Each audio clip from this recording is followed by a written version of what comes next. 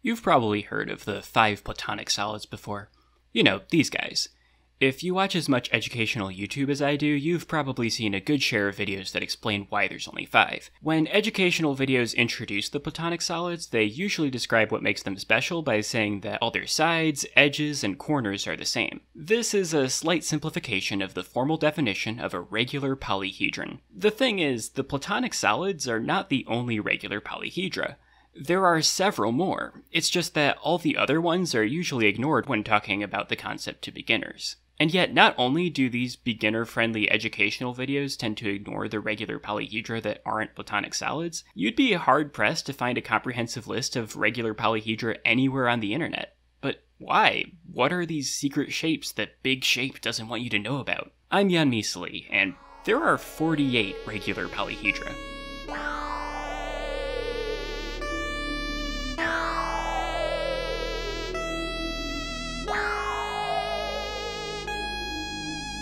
Part 1. What? Yeah, I know. 48 of them? Why didn't anyone tell me? That's so many more than 5. So, before we get into everything, I'm going to have to define some terms, since this video is supposed to be for a general audience. First, we're restricting ourselves to Euclidean 3-dimensional space. If you don't know what that means, don't worry about it, and if you do know what it means, I'm sure you'll understand why I think this is a reasonable restriction. Okay, now let's define our terms. You can plot any 2 points in space and connect them to form a line segment. Line segments are what you might call boring. You can make things less boring by having 2 line segments have one endpoint in common. Now the 2 line segments each have one endpoint that's connected and one endpoint that's disconnected.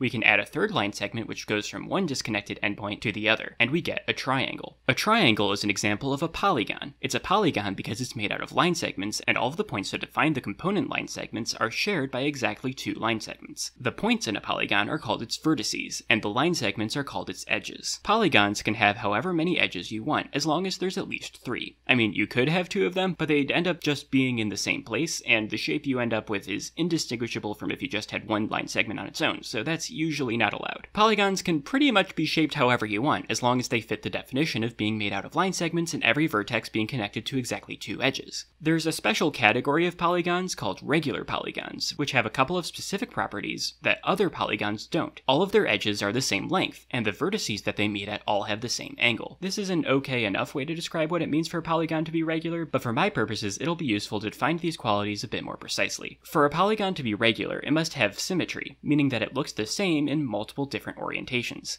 Specifically, you have to be able to move any edge to any other edge, or any vertex to any other vertex. These qualities are called edge transitivity and vertex transitivity. There are infinitely many polygons that satisfy both of these properties, and in fact, you can construct a regular polygon with an arbitrarily large number of sides: triangles, squares, pentagons, hexagons, heptagons, octagons, and so on, with no upper bound on how many sides it can have. The fact that there are infinitely many regular polygons means that regular polygons are boring, so let's move on. The 3-dimensional equivalent to polygons are the polyhedra. Just like how polygons are made out of line segments, polyhedra are made out of polygons, with each edge shared between exactly 2 of them. The polygons that make up a polyhedron are called its faces. Polyhedra and polygons both belong to a larger class of shapes called polytopes, which generalize the concept to higher dimensions. Higher dimensional polytopes are great, but this video will be entirely focused on shapes that work in 3D space. And the definition of regular polygons can be extended into a definition of regular polyhedra.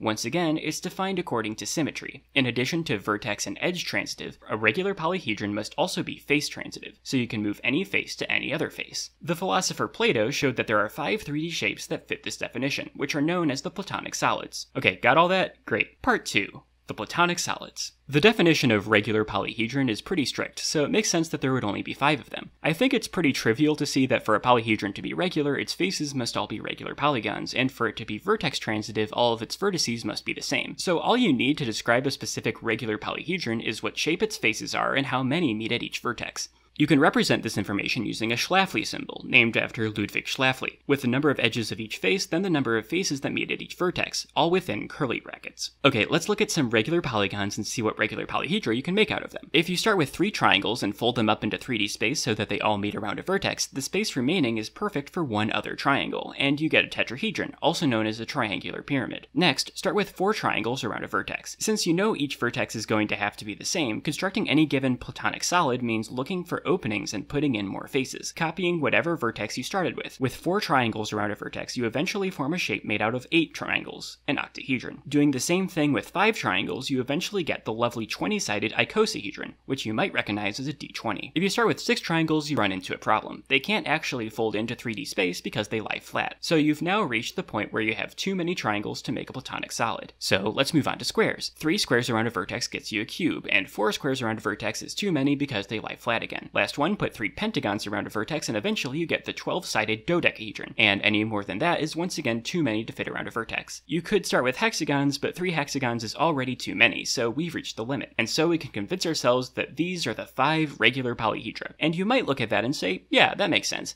I mean, what else could you do to make another one? The faces have to be regular polygons, and those are the only 3 polygons where you can fit 3 around a vertex, and you've exhausted all of the options for how many of each you can put around a vertex. And yeah, using these 3 polygons as faces, these are the only 5 closed convex 3D shapes we can construct that fit the definition of a regular polyhedron. But is there any reason to assume that these are the only 3 regular polygons you could use as faces? Now you might be thinking, well, yeah, of course, everything with more sides than a pentagon won't fit. And you're right about that too. But what if you could construct a different regular polygon with fewer than 6 sides? Could that work? The answer, surprisingly, is yes. Part 3. The Kepler solids. Let's get back down to 2D and look at regular polygons. If you have at least 3 line segments that are all the same length, you can use them to construct a regular polygon. So if you have 5 line segments, you can arrange them like this and make a regular pentagon. But what if you did something like this? This is a pentagram, also known as a 5-pointed star, and it's a perfectly good regular polygon. You might say, that can't be a regular polygon. See, that vertex isn't the same as that vertex, so it isn't vertex transitive. This is cheating. But the thing is, those self-intersection points aren't vertices. This polygon has 5 edges and 5 vertices, just like a regular pentagon, and it has the same exact amount of symmetry as a regular pentagon. True, it's not convex, and it does intersect itself, but there's nothing in the rulebook that says a golden retriever can't construct a self-intersecting non-convex regular polygon. Unless we amend our definition to explicitly exclude shapes like this, it must be included. The pentagram is part of an infinite family of star polygons. Taking them into account, we can say that there is one regular polygon corresponding to every rational angle. That means that if you start with 2 line segments and have them meet at some angle which can be described as some fraction of a circle, you can connect their disconnected ends with similar line segments that meet at the same angle, and eventually, by continuing to do that, you'll get some closed shape which fits the definition of a regular polygon. I think that's pretty cool. While there are indeed infinitely many regular star polygons, the only one that will work as the face of a regular polyhedron is the pentagram. So, let's try it out. Put 3 pentagrams around a vertex, and what you eventually get is this really cool looking shape. And I mean, just look at it. What even is this spiky thing? It's made out of 12 pentagrams, so it's a type of dodecahedron. Since it's a star, you could call it a stellated dodecahedron. Let's see what else you can do with pentagrams. 5 pentagrams around a vertex ends up forming another closed shape. Unlike the stellated dodecahedron we made earlier, which had 12 pentagrammal faces, this one has 12 pentagrammal faces. So I guess this one is also a stellated dodecahedron? Okay, since this one isn't as spiky as the other one, let's call it the small stellated dodecahedron, and we'll call the other one the great stellated dodecahedron. Yeah, that makes sense. Another way of thinking about these stellated dodecahedra is by starting with a dodecahedron, and then making its edges longer until they meet up on themselves again. This process is called stellation. This pair of regular star polyhedra was described by Johannes Kepler in 1619, so they're called the Kepler solids, as companions to the platonic solids. And so we can now conclude that there are 7 regular polyhedra.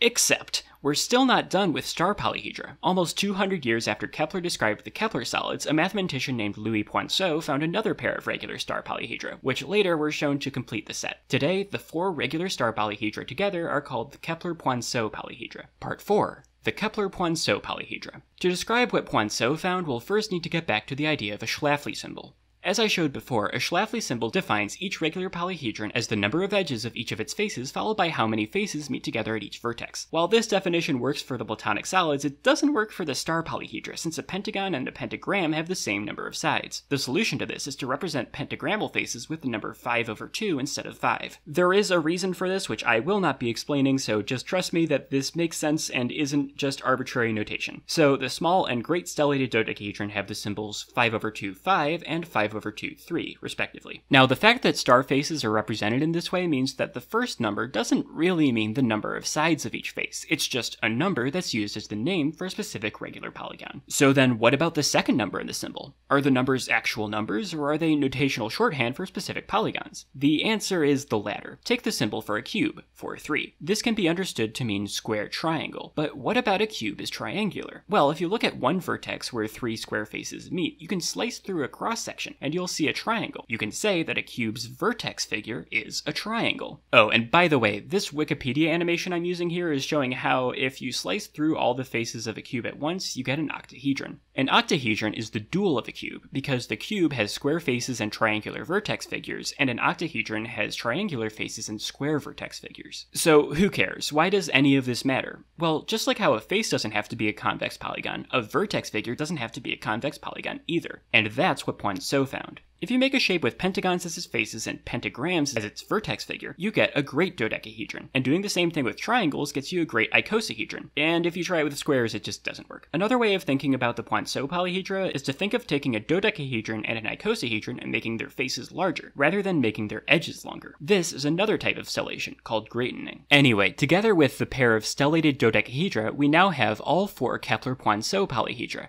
And if grouped in with the platonic solids, we can now say that there are 9 regular polyhedra.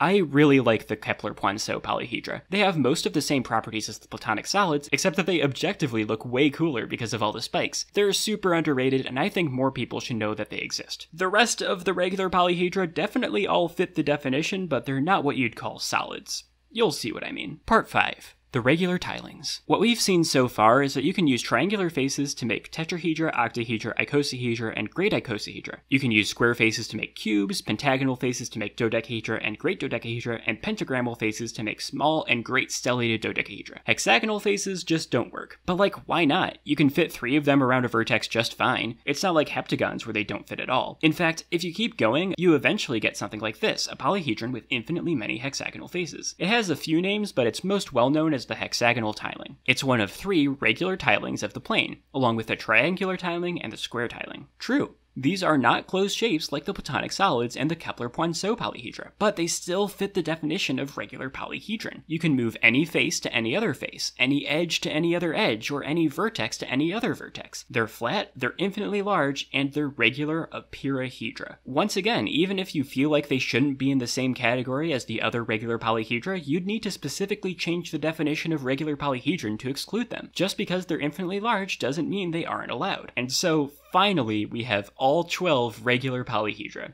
And really, when I first started this video, I was going to leave it at that. I was going to make a video called There Are 12 Regular Polyhedra, where I talked about how often the Kepler-Poinsot polyhedra and the regular tilings are left out of discussions about regular polyhedra, even though they're just as cool as, if not cooler than, the platonic solids. It would have been fun, you know? I could have gone into things like what sorts of new shapes are allowed when you remove some of the restrictions. I could have had a reason to bring up the stella octangula. But as I was doing the bare minimum amount of research necessary to make sure I wasn't missing any regular polyhedra, I found something. It turns out I was missing some. I was missing quite a few, in fact, so many that it would have been very silly to put out a video saying that there's exactly 12 of them. Part 6. The Petrie-Coxeter polyhedra. In 1926, John Petrie discovered a pair of infinite polyhedra which, unlike the regular tilings, are not flat. Shortly afterwards, Petrie's fellow geometer Donald Coxeter found a third one. Wikipedia calls these the regular skew apeirohedra, but I think calling them the Petrie-Coxeter polyhedra is more fitting. Before I can explain the Petrie-Coxeter polyhedra, it'll be helpful to start with an analogy in polygons. Imagine a triangle. Now add one side and make it a square. Add another side and make it a pentagon, and keep doing that. As you keep adding more sides, the shape you get starts looking more like a circle.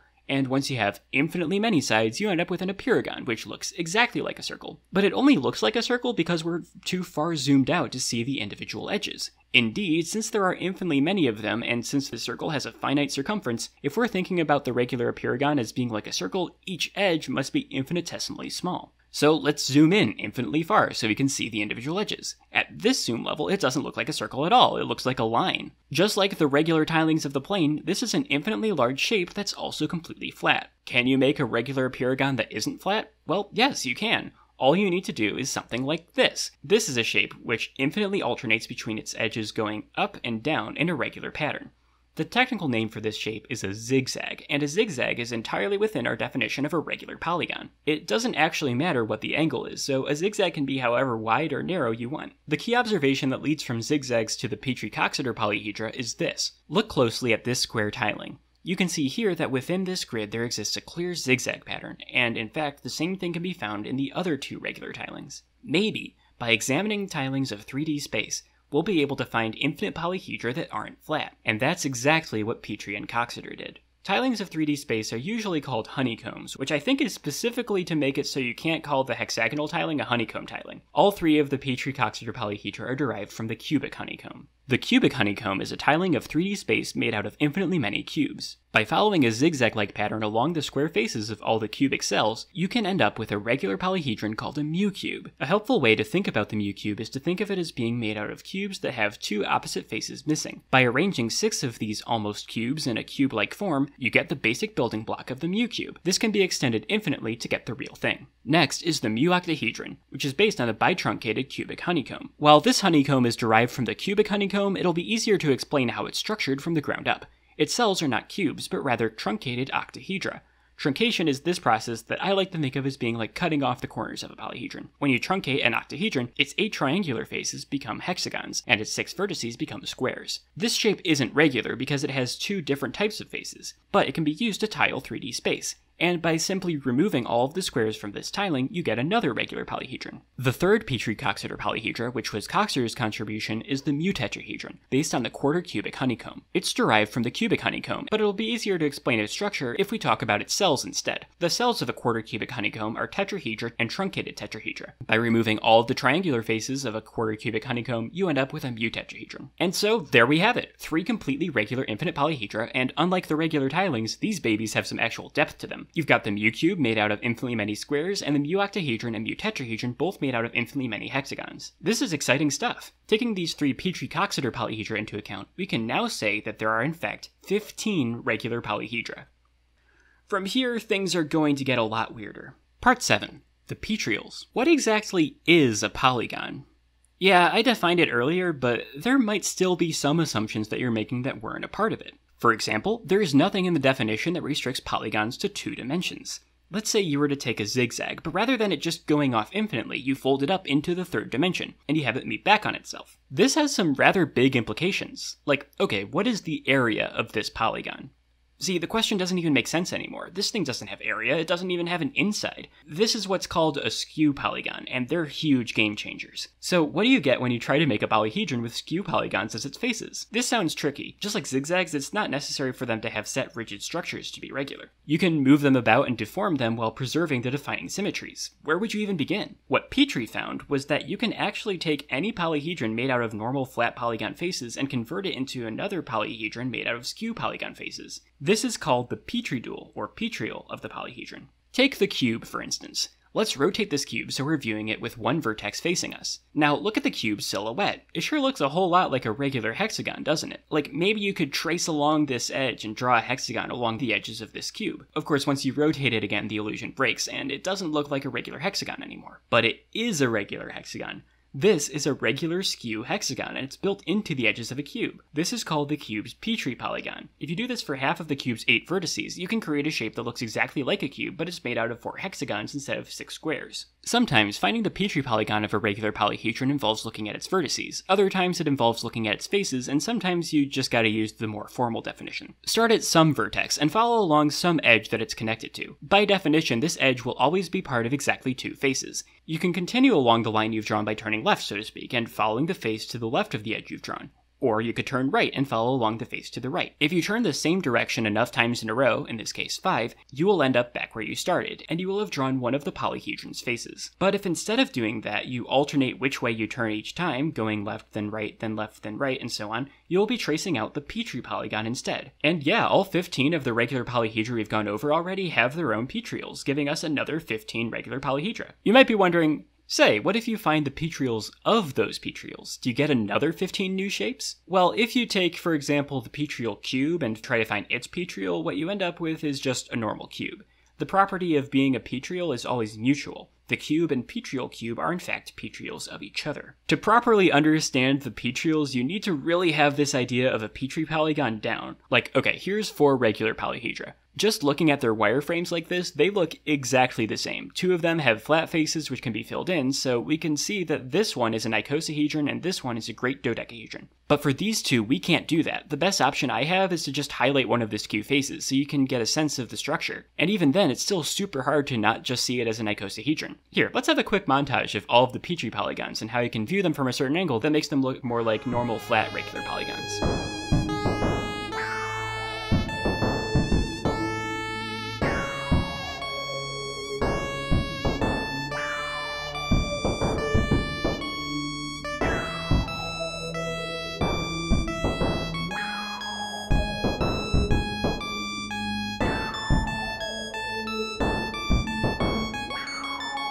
Anyway, with these Petrials, we can now say that there are 30 regular polyhedra.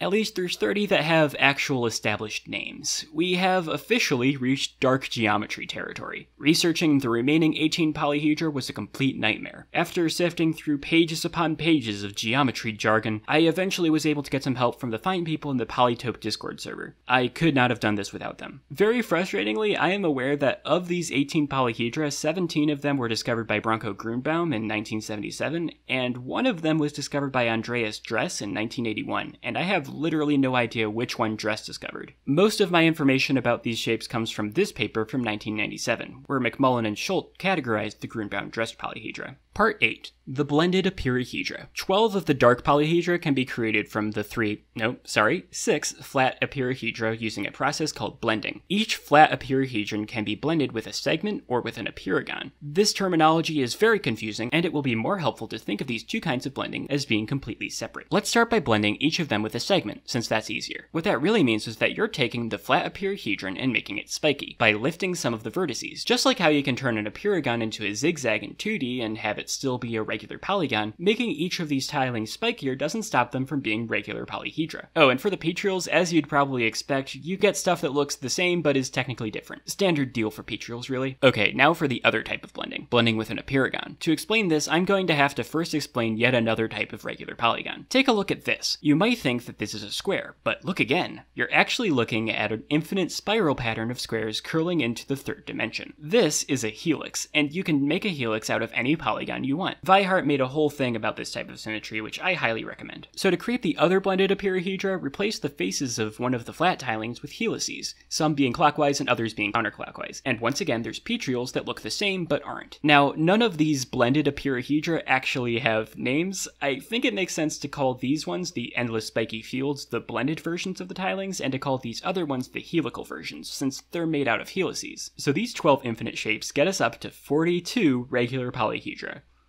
Insert joke here. Part 9. The pure Grünbaum-Dress polyhedra. We're almost done. There's only 6 regular polyhedra left before we're at the number promised in the video title. I'd like to introduce you to this chart. This is a chart featured in McMullen and Schultz's paper that I've spent a very long time trying to understand. It shows how all 12 so-called pure apeirohedra are related to each other. Take it all in. This is what I had to work with. Half of these are the Petrie-Coxeter polyhedra and their Petrials. See, there's the mu-cube, mu-octahedron, and mu-tetrahedron. The letter pi here is used to show which shapes are Petrials of each other. So these 3 are the Petrials of the Petrie-Coxeter polyhedra. There's also the letter delta, which connects the regular duals. So you can see that the mu-cube and mu-octahedron are duals of each other. All we're left with is the 6 in the middle here. Let's begin with this thing. The letter eta here means that it's derived from the mu-cube by halving it. Basically, you start with a mu-cube and then you draw a line across the diagonal of each of the square faces, in this symmetrical way so that you have 6 of these new lines meeting at a vertex. Now remove the original mu-cube and just keep the new lines. What you're left with is, I guess, the result of having cut each of the mu-cube's faces in half. I think it makes sense to call this a halved mu-cube. Now, if you follow along these edges, you'll see that this shape has hexagonal faces. That will be important. Anyway, you can also find the Petrie dual of this thing, which gets you back to having square faces. From the Petrial halved mu-cube, you can derive this thing. Remember, the delta there means dual, so we can find the dual of the Petrial halved mu-cube, and we get this cool new shape with hexagonal faces. Now let's go over these two on the right here. While they can be derived from the halved mu cube and its Petrial, let's build them from the ground up instead. Start with some square helices. Arrange the square helices in this pattern. Now if you view this thing from just the right angle, you'll see how these parts come close together. In fact, the distance between them is just right for you to connect them together and make some squares. But actually, they're not squares, because if you rotate it back around, what you filled in is even more square helices. Isn't that so cool? It's this infinite pattern of square spirals going in 3 directions at once. I'm going to call this thing the trihelical square tiling. The trihelical square tiling has a Petrial, which is made out of triangular helices that go in 4 directions at once, so it makes sense to call that one the tetrahelical triangular tiling. Okay, last one. Begin with a mu-octahedron. Each of the hexagonal faces can be turned into a triangle by removing half of the vertices. Now, looking at it from just the right angle, you can see that each triangle is part of an infinite tower of triangles. Turn that infinite tower into a helix, and you get the final regular polyhedron, the skew mu-octahedron. Part 10. Summary. There are 48 regular polyhedra, 18 of which are finite. The simplest one is the tetrahedron. By looking at it from a different perspective, you can construct the tetrahedron's Petrie polygon, a skew square, and with that, the Petrial tetrahedron. Another simple regular polyhedron is made out of squares, and it's called a cube. The cube has a dual called the octahedron, and both polyhedra have Petrials, the Petrial cube and Petrial octahedron, both of which have skew hexagonal faces. Another regular polyhedron is the dodecahedron, made out of pentagons. Its dual and greatening, the icosahedron and great dodecahedron, have the same edge arrangement, and the same is true of the great dodecahedron's dual, the small stellated dodecahedron, and the icosahedron's greatening, the great icosahedron. The great icosahedron also has a dual, which is another stellation of the dodecahedron, the great stellated dodecahedron. The Petrial dodecahedron, Petrial icosahedron, Petrial great icosahedron, and Petrial great stellated dodecahedron all have skew decagons as faces, and the Petrial great dodecahedron and Petrial small stellated dodecahedron have skew hexagonal faces. The other 30 regular polyhedra are all infinitely large. 6 of the regular apeirohedra are flat tilings. The square tiling, its Petrie dual, the Petrial square tiling, the hexagonal tiling and its dual, the triangular tiling, and their Petrie duals, the Petrial hexagonal tiling and Petrial triangular tiling. All 6 regular tilings can be blended, either with segments forming the blended square tiling, blended hexagonal tiling, blended triangular tiling, blended Petrial square tiling, blended Petrial hexagonal tiling, and the blended Petrial triangular tiling, or with apeirogons, forming the helical square tiling, helical hexagonal tiling, helical triangular tiling, helical Petrial square tiling, helical Petrial hexagonal tiling, and the helical Petrial triangular tiling. A mu cube can be constructed by removing some of the faces of a cubic honeycomb. Its dual, the mu-octahedron, can be skewed to form the skew mu-octahedron. The mu cube and mu-octahedron both have regular Petrie duals, the Petrial mu cube and the Petrial mu-octahedron. If you cut the mu cube's faces in half, you end up with the halved mu cube. The halved mu cube and the Petrial halved mu cube can be faceted into the tetrahelical triangular tiling and the trihelical square tiling, respectively. The Petrial halved mu cube can itself be halved to form the mu tetrahedron, and the Petrial mu tetrahedron can be derived either as the Petrie dual of the mu tetrahedron or as a skew dual of the Petrial halved mu cube. And those are all 48 regular polyhedra. Or are they? I still made a lot of assumptions in the definition of regular I used for this list. I assumed that a regular polyhedron can't have 2 faces, 2 edges, or 2 vertices in the same place. I assumed that the faces of a regular polyhedron must all be connected. I mean, heck, I assumed that a regular polyhedron has to fit in 3D Euclidean space. Removing any of these assumptions makes the question much harder to answer definitively, and the version of the question I answered here was already hard enough. Still, I think these were all reasonable restrictions to include, and if you agree with me, then there are 48 regular polyhedra. I've been Jan Misali, and I don't understand why anyone would write a geometry paper without including any diagrams of the shapes they're talking about.